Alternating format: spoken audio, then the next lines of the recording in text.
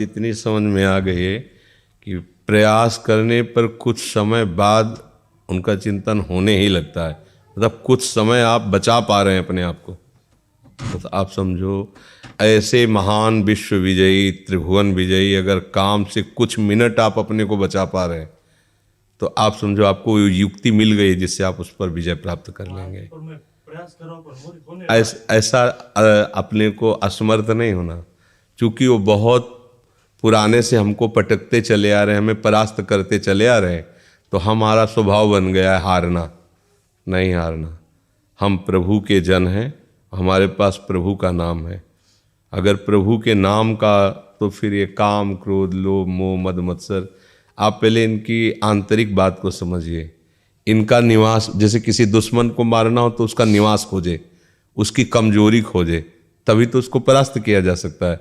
तो काम का निवास जानते हो कहाँ है? अहंकार पर, देहाभिमान पर काम का निवास। अंतःकरण में 4 करण है, मन बुद्धि चित्त अहंकार।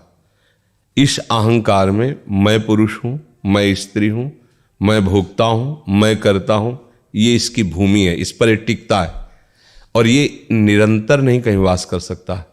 भगवान के वचन है, मात्रा स्पर्शास्तु कौन्तेय शीतोष्ण सुख दुखदा आगमा पाइनो अनित्यास तास्ते तिक्षस्व भारत। भगवान करें आगमा ये आता जाता है। कहाँ आता जाता है? अहंकार में आता जाता है। इसके घर का दरवाजा बंद करना पड़ेगा आने का। जब तक आप अपने में कुछ भी बल समझते हैं अहंकार, तब तक ये आपको परास्त करता रहेगा।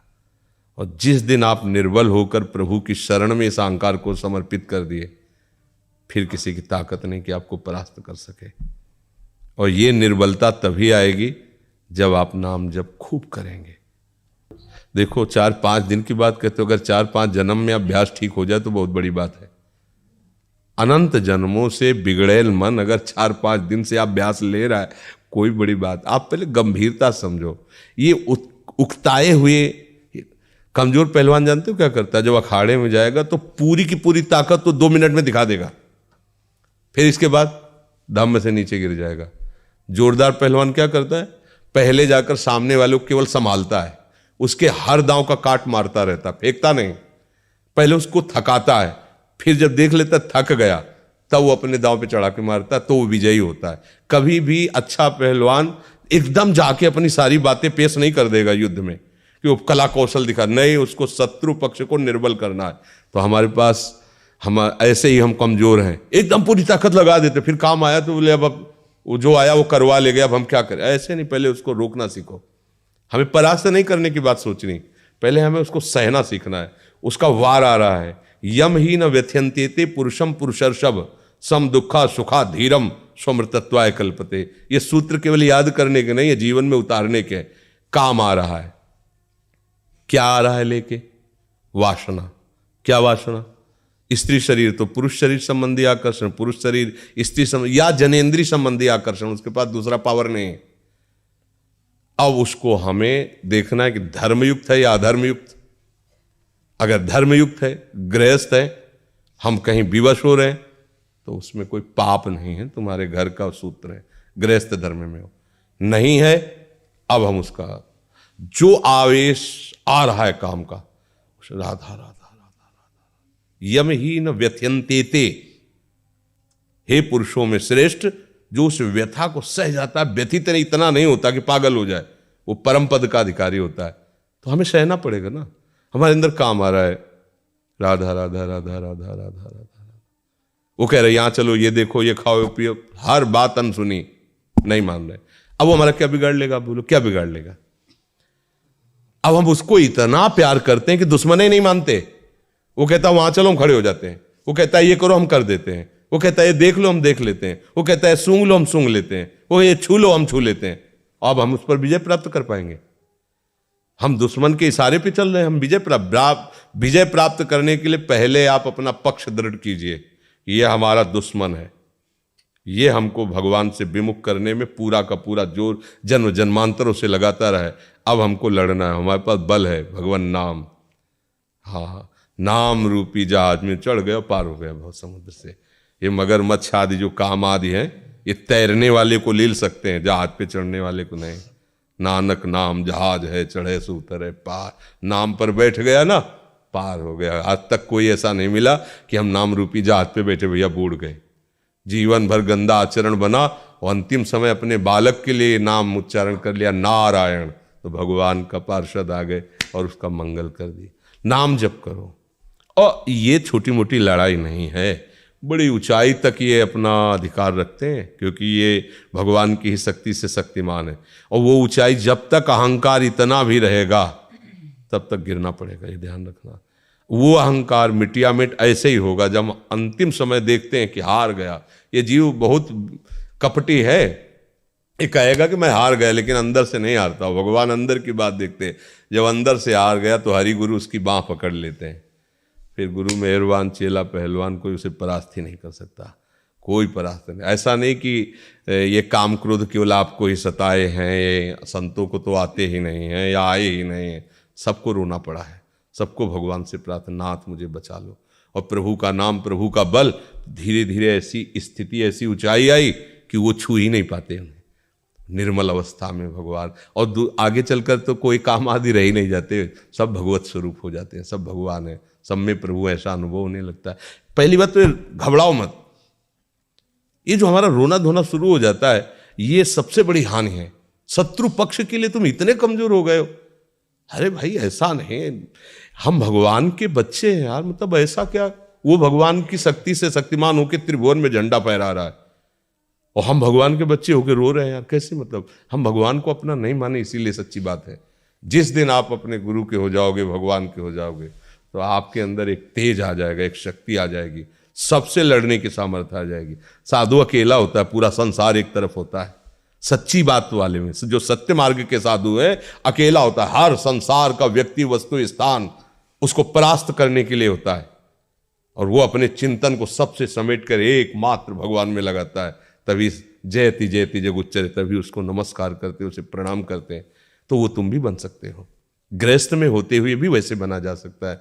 इसलिए हमारी प्रार्थना है, पहले तो आप रोइए मत, किसी भी पीड़ा में रोइए। रोना है तो प्रभु के प्यार में रोइए, बस।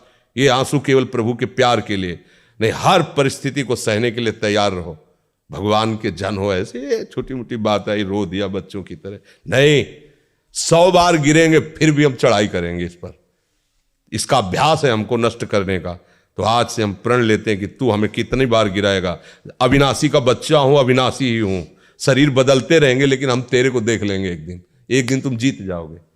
बस ये होता है कि हम लोगों को आत्मबल क्षीण हो गया विषयों से, तो लगता है हमारे बस की बात नहीं। साधु महात्मा कोई जीत सकता है। साधु महात्मा आकाश से थोड़ी उतरते हैं, माँ के गर्भ से ही पैदा होते हैं, और उन्होंने गुरु कृपा से बात समझी और जीवन में सहा, तो सहते सहते बाढ़े भगत, वो भगवान के स्वरूप हो गए। फिर हम उन्हें संत नहीं कहते, साक्षात भगवान कहते हैं। वो तो भगवंत है, वो भगवान का स्वरूप है। तो आप भी तो भगवान के बच्चे हो। जितनी सामग्री यहाँ है उतनी सामग्री आप में है, अंतर नहीं है। आप जगा लो, आपके सब हृदय में है, आप जगा लो। जितना चाहो उतना आप ज्ञान प्राप्त कर लो, आनंद प्राप्त कर लो, भक्ति प्राप्त कर लो।